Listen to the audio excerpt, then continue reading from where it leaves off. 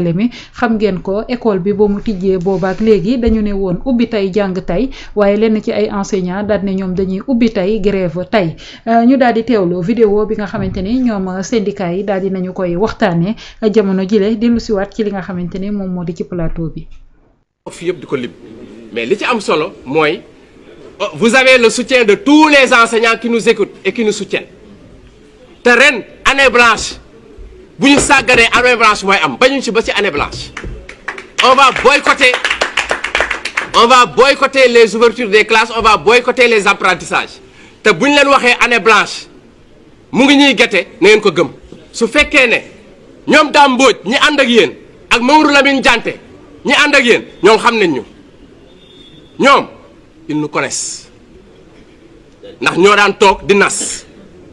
ñoo daan toog di defandoo Dame Mbodj bi muy jiite G20 je fus son seul coordonnateur adjoint parce que boobu dama nekk ci nguur pour me protéger bu ma jiite G20 mais Dame Mbodj li mu ko jiite pendant 1 an je fus le coordonnateur national adjoint maa topp ci ginnaaw amul kenn ku topp ci ginnaaw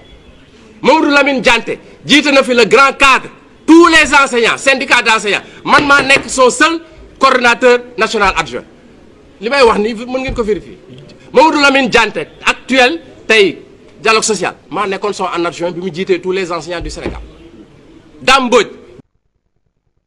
moo daal di nekk ki nga xamante ne moom moo di Ahmed Suzanne mi nga xamante ne moo doon yëkkati yooyu la kàddu naan ubbi tey grève tey wax bay fëgg table bi xam ne nag daal di ne ci ab année blanche la ñu daal di jëm Alaaji Rawane gis nga li nga xamante ne ay jafe-jafe la jëm ci wàllub njàng mi ak jàngale bi naam ki ñu ko daal di dénk muy Mamadou Baba Guirassy am na ay jéego yoo xamante ni mu ngi ko cay daal di doxal bëgg lépp mu daal di yemb waaye jamono jile gis nañu lenn ci ay école publique boobaak léegi bu ñu duggee 8h 9h 10h débrayage dafay daal di am est-ce que tamit ak façon bile nga xamante ni moom la ñuy daal di defee politique ñi faree ci kujjeg politique gi bëgg a gàllankoor li nga xamante ni moom moo di liggéeyu ko nguur gi taxawaay bi la ñu war a mën a taxawee di sacrifier li nga xamante ni ñoom ñoo di avenir u ëllëg.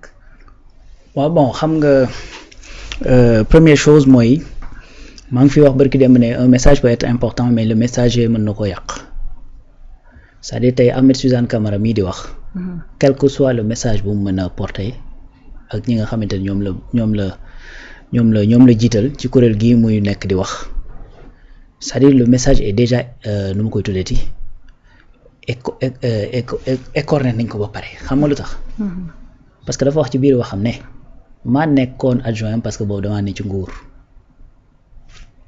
loolu c'est tout à fait clair et puis c'est en fait. c'est-à-dire dès le départ wane nga ni en vérité c'est-à-dire du enseignement moo la tax di wax. léegi nag lii dafay dugg juste dans cette stratégie bi ma jàpp ne moom fa mu bokk muy APR ak ñoom ñu àndal cette stratégie de déstabilisation bi nga xamante ne moom lañ nekkee boobu ba tey. c'est-à-dire ça c'est juste un pan lan moo fi war a mën a tax ñuy on parle de année buy soog a tijji tu parles d'année blanche. wallaahi. qu'est-ce qui représente pour war a mën a def une année blanche quoi. koo xamante ni malgré li muy wax yëpp maa ngi ñoo ma àndoon tu étais adjoint à chaque fois adjoint c'est-à-dire tu prenais même pas de décision qu'est-ce que tu représentes ba war a mën a tax ngay taxaw di wax fëgg sa dënn comme ça di yuuxu ak yu ne mel moo tax gis nga xam nga lii dafay fàttali la benn jour dañuy waxtaanee fii lu jëm ci wàllu syndicat man c'est-à-dire c'est le législateur moom moo war a dem jusqu'au bout interdire tout homme politique affiché nga dugg dans un syndicat surtout ok. c'est-à-dire il faut que la loi dem ci loolu parce que mënuma comprendre syndicat bu fekkee da nga ko taxawal maanaam état du Sénégal dafay yëkkati c'était 300 et quelques millions ou je sais pas quoi yoo xamante ne dañ koy jël subventionné ko les syndicats yi war a wëlbati ko après waat jàkkaarloog ñoom pour di menacer de lii n'est-ce pas léegi ces mêmes syndicats li tax ñuy def loolu mooy tout simplement parce que dañuy nekk des gens yu nga xamante ne dañuy am une coloration politique. Pourquoi keneen génnul wax pourquoi un autre enseignant génnul wax pourquoi il y a pas d'autres syndicats yoo xamante ne ils n'ont pas la coloration politique bi nga xamante ne moom la Ahmed Suzanne Camara am Ahmed Suzanne Camara on le connaît quand même n'est-ce pas. moom la ñu njëkk a daanaka. article 80 moom la njëkk a daal ci nguurug Diomaye président Diomaye. te lan moo ko yóbbee ay wax yu tegginewul d'ailleurs c'est même rigolo voilà un enseignant boo xamante ne dañ koo jàpp tur ko article 80 parce que tout simplement daa taxaw ci penc mi di wax non seulement loo xamante ni dëgg mais di ko waxee ci kàddu yu tegginewul te moom moo war a transmettre des valeurs à xale yi nga xamante ni moom lañ ko loolu moom mooy taxaw di menacer d'année blanche xale yooyu nga xamante ni il est censé préserver seen avenir. dugal ci ñoom xam-xam ak ay jikko ak ay valeurs. voilà effectivement la personne bi nga xamante ni moom moo taxaw nii di menacer d'année blanche tu vois mais bon encore une fois man jàpp naa ni dafa am foo xamante ni bu fa yëf yi tolloo nga am loo bëgg a régler. Il y a certaines choses il faut les régler de façon vraiment assez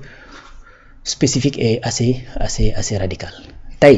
am nañu benn pacte de stabilité sociale mooy jant mi muy wax kuréel gi nga xamante ni mu ngi koy jiitee keroog maa ngi lay wax fi naan la Sénégal situation économique bu mu toll c'est-à-dire bu ñu doon xëy chaque jour naan nit ñaa ngay dajaloo di grève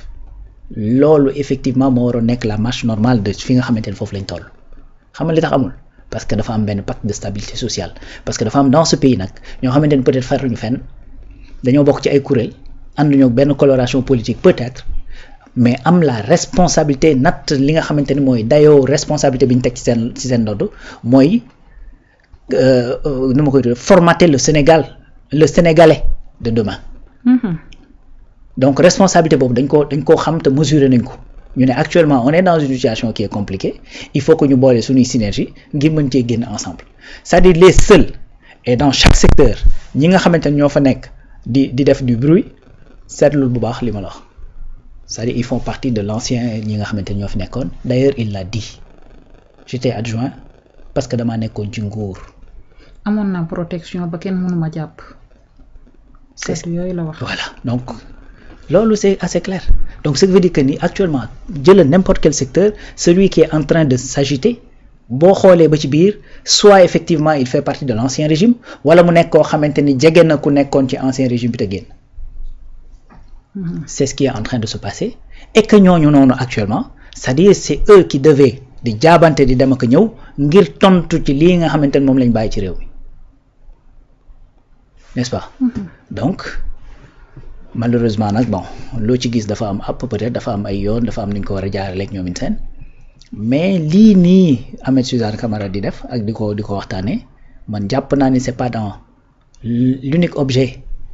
défendre les intérêts des enseignants yi topp ci gannaaw man gëwuma loolu parce que bu fekkoon ni loolu la qu'est-ce que un enseignant gagne su fekkee ni année blanche dafa am un enseignant responsable nag laa wax et consciencieux lan lay gagner ci année blanche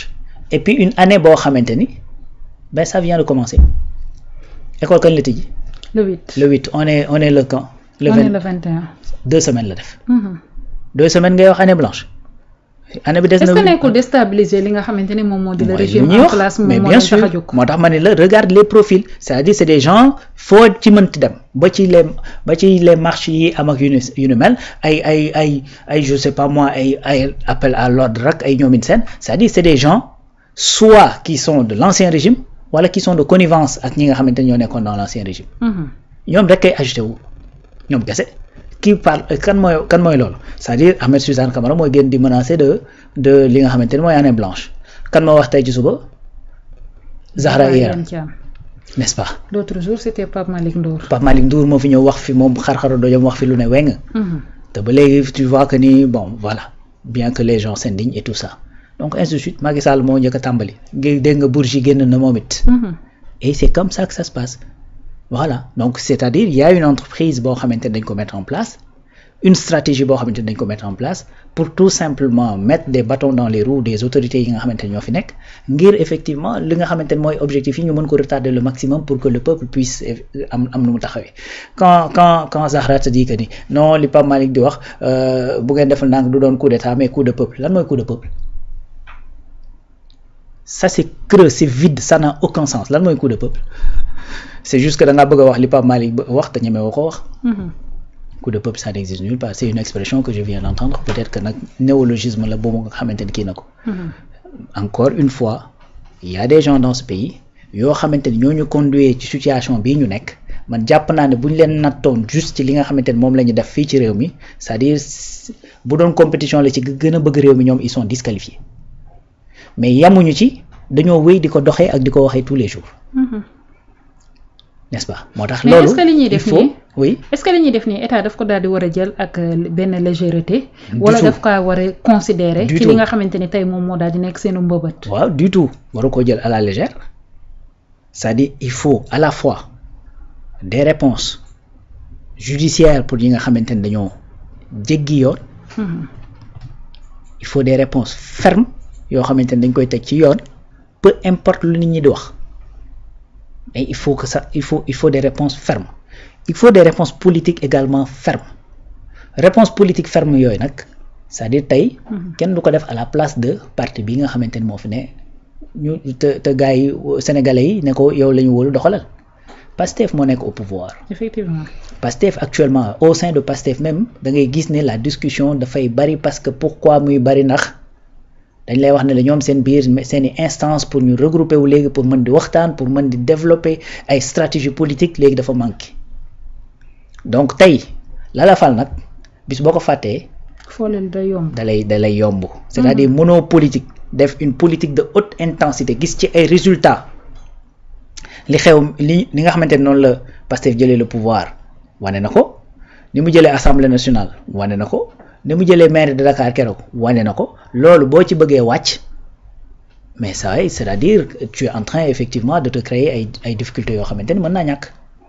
donc il faut à la fois des réponses pour ñi nga xamante ni dañu jalgati yoon di wax loo xamante ni justice da ko war a topp il faut qu'on leur apporte des réponses qui sont claires et fermes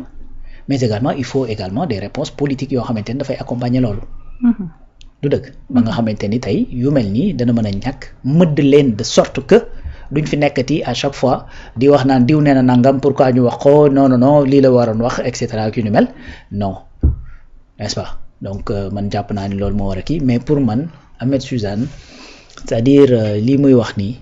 il est en train juste d'exposer sa irresponsabilité en tant qu'enseignant n'est-ce pas irresponsabilité totale en tant qu'enseignant mais nag bon yuuxu ak wax ak xët-xët en vérité taxul ñu dégg la forcément. dañuy daal di jooy li nga xamante ne moom moo di ancien régime bi ñu ne ñenn ña ba tey ñu ngi ci yenn ci ay